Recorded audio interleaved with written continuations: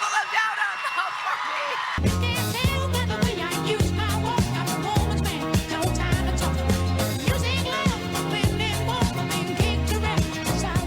Good to see a woman finally doing John Travolta.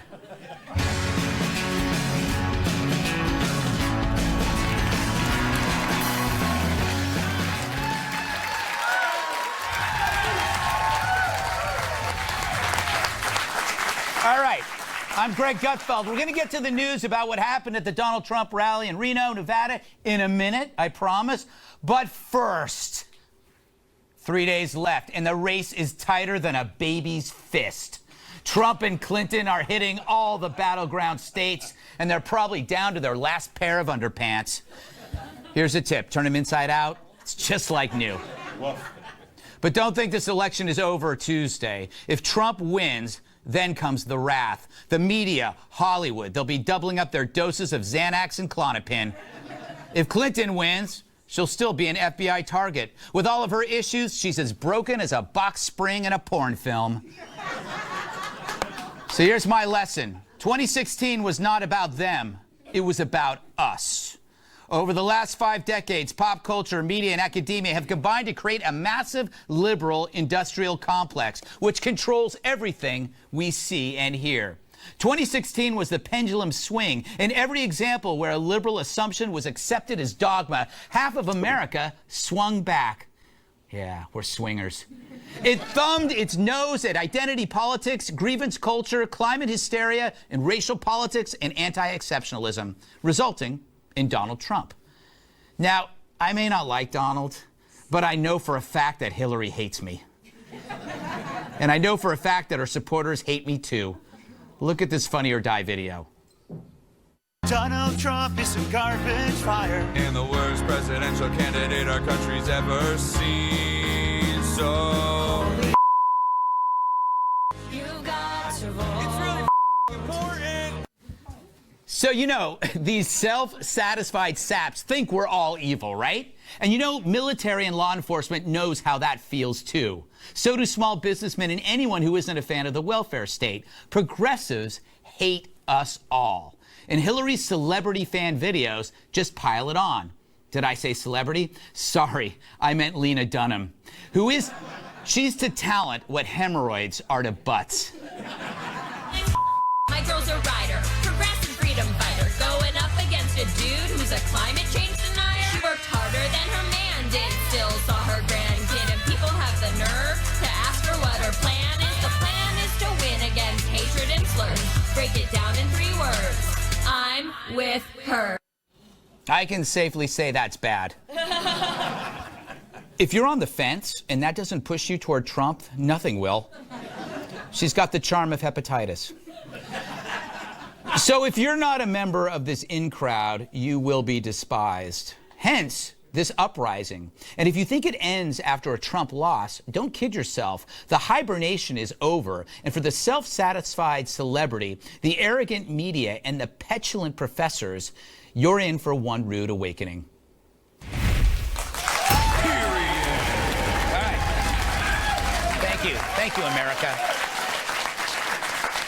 Let's welcome tonight's guest. He's both sharp and fun, like a blow-up sword. Chris Stirewalt, Fox News digital politics editor, co-host of I'll Tell You What. She's so smart that Rubik's Cubes try to solve her. Gillian Turner, former National Security Council member. Fox That's better than blow-up sword. He's so bright, I use him as a nightlight. Washington Times political columnist Charles Hurt with a great hairdo. And if hating life were a sport, she'd win the gold, silver, and bronze. National Review reporter Katherine Timpf.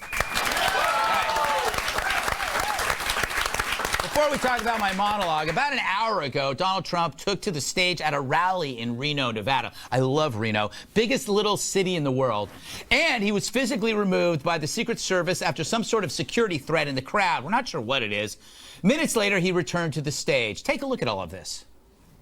By the way, folks, while we're at it, great.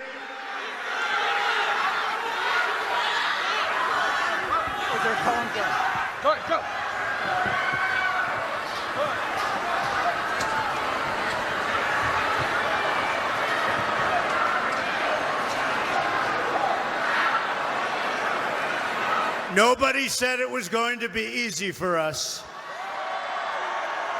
But we will never be stopped. Never, ever be stopped. All right. So the latest word we have is a man has been detained. According to our producer covering the Trump campaign, a white male who looked middle-aged. Sounds a lot like me. I hope it wasn't me. No, I'm here. He was taken by security service and local law enforcement, and he appeared to be handcuffed. Police took him to an adjacent men's room where they appeared. Why is that funny? This is a serious thing. We mentioned men's room and everybody giggles. There's nothing funny about being detained in a men's room. I'm usually the detainer, though.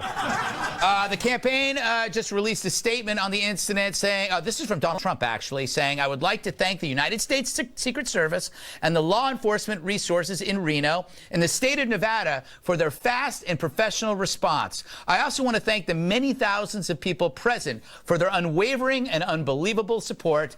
Nothing will stop us. We will make America great again. Signed, Donald J. Trump. And then I think he hopped onto his plane, and he's going to Denver, I believe, for another final event. And we might find out more in the meantime, Chris.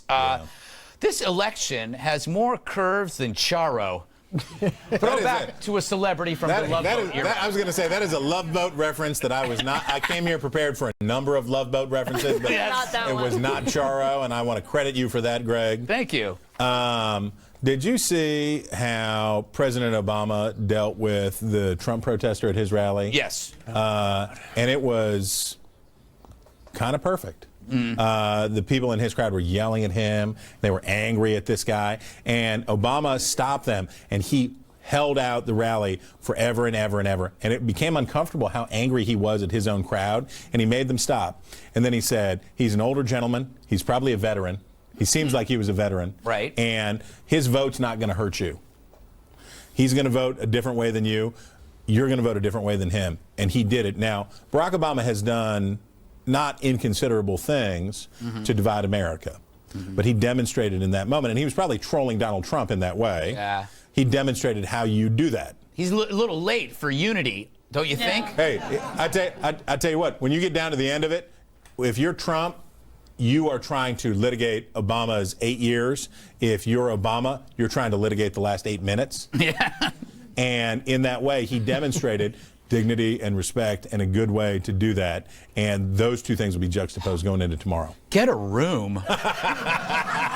This is Fox News. You're not supposed to say that stuff. We regret the error. Okay. We're going to take that all out. Gillian, thoughts on what you just saw? Any observations, or would you like to talk more about the election being an ordeal that makes the Donner Party look like an actual party?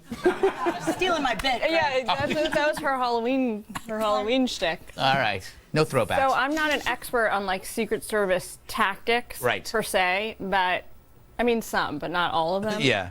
What I saw in this was like. Do tell. What I saw happen here was aren't they supposed to like throw him down on the ground and then cover that like be human shields? I mean, he was ushered off the stage and like his whole upper body was exposed. Like if he was going to get shot, he would have been shot 10 times. They look more like security. So you're second guessing the response. Oh yeah. Wow. Okay. Well, they didn't look like Secret Service. They looked like security. Yeah. Well, anybody could have done it better. I could have done a better job than that. That's we are speculating on who those men were. Right. They could have been the men. Who knows? They could. Charlie. They were definitely Secret Service. Yeah. Nobody else is allowed up there on the stage. Yeah. But I mean, no. The thing that Obama did, he was mocking the guy. He was turning the audience against him. And this was in between speeches where he's talking about the KKK and David Duke and KKK. I mean, nobody in America gives the KKK or David Duke any credibility but the stupid media. And he does it because he knows that he can divide people and you know. He was nice to that guy. He was nice to that guy, but he's nice to that guy in order to get everybody to like gang up on him. Stop yelling at him? Yeah, no, to be meaner to him. I don't give the guy any credit. Wow. You know my favorite KKK story is, and I have so many. Do you have a second? Like, what's number 2? No. Okay, my first. Okay, during the World Series when people saw the 3 Ks up on the stadium. Mansplaining to me. Yeah, and they were like, "Oh, what's that?" It's like the guy had 3 strikeouts, so they keep putting K's. That's why you need one swinging. Yes. Because if not, or one looking. Because if not, then it looks ugly. Yeah, it's true. Every third one needs to be looking. Kat, this is a serious incident, but there's been so many things I think we're jaded now. There's more controversies, scandals, and incidents in this election than there has been in the last, I would say, 375 years of presidential elections. Tensions are running high. It appears that people are very emotional. People who support or don't support Trump, either way, it's an emotional thing. It's not just like, oh, I'll vote for this guy or I won't vote for this guy. You know, if you've ever been on the Twitter and you've seen some of the supporters, they've never been so excited and passionately loved anything like Donald Trump. And you know, if Hillary wins, these people aren't just because you know, if you feel really passionately about someone, and then you're told it's over, right? You don't believe it right away. No, you don't. You leave dead pets on their front porch. You know, sometimes it isn't over. No, it's not. As long as it's not over in your head. Yeah. It's not over. Is it really over? Everyone who dumped me in high school is aware of that. Well, yeah. To this day. Yeah, I have a lot of people who are really hung up on me too. I was in your mentions for about 4 hours today, and I want to tell you, it was like drinking lava from the actual Mount of Vesuvius. It goes back to the thing. You can't declare peace. Only your enemy can declare peace. That's a very good point. And Zoo, what up, dog? I can declare peace, though. I can declare peace because I voted yesterday. What'd you do? Since then, everybody's been talking about how crazed they are. Everybody's in a panic. You don't have to worry about what your candidate does. That will be your fault. I've done what I can do, and now it's up to the good people of this great nation. Did you vote for Charles Hurt, to make the right decision? Or did you vote for Gutfeld? I voted for Gutfeld. Yes. As one does. I had an ordeal voting. I'm an absentee. This is great. I'm an absentee ballot, but I kept putting it off. It's like totally like I have this thing sitting there. So I voted, and then I opened up the ballot and I changed it. And then I closed it, and then I opened it up again, and I changed it again. And I kept walking back and forth. And I kept going, what would my mom do? What would my mom do? Are you Paul Ryan, or are you Greg Gutfeld? I don't know what I am anymore. That story is as crazy as this one. It is crazy. Can you imagine? I'm not well balanced.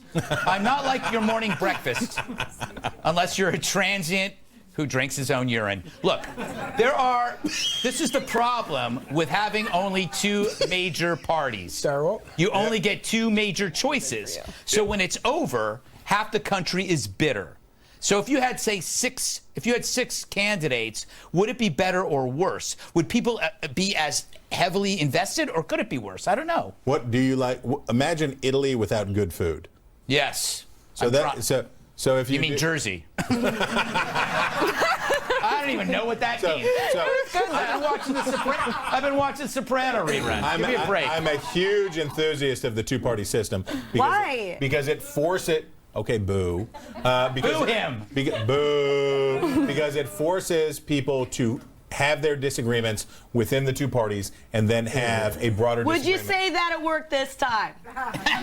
But no. No, my hope out of this time would be that we have never in the history of modern public opinion research had 2 candidates as unpopular as these 2 people. And that's the 2-party system. Yeah. And it picked the least 2 popular people. But now, How is that good? It's the fault of the 2 parties. It's not the fault of the 2-party system. And it may end up being very good for. And I think it will be. For like voter turnout is what it's expected to be. We've got something like 225 people, million people registered today. That's up 50 million from 8 years ago. I'm already biting my nails. Come Tuesday, I'm going to have to find other things to bite. Stand by for news. I am taking volunteers. I mean, Charlie, I got to go. Break time. Can't you hear the music? I have a very important point. All right, quick point. After that. Oh, yeah, no. I mean, it could be that this could be a very unifying thing. Yes. Because half the people that are voting for Trump and half the people that are voting for Hillary, if the other person wins, they're like, hey, this ain't my problem. Yeah, that's true. I voted for the other one. Exactly. All right. That was an important point to make. And you did it while music was playing. Coming up, a story so hot you might mistake it for me. But first, which battleground states will lead the candidates to victory? I don't know. I haven't been paying attention.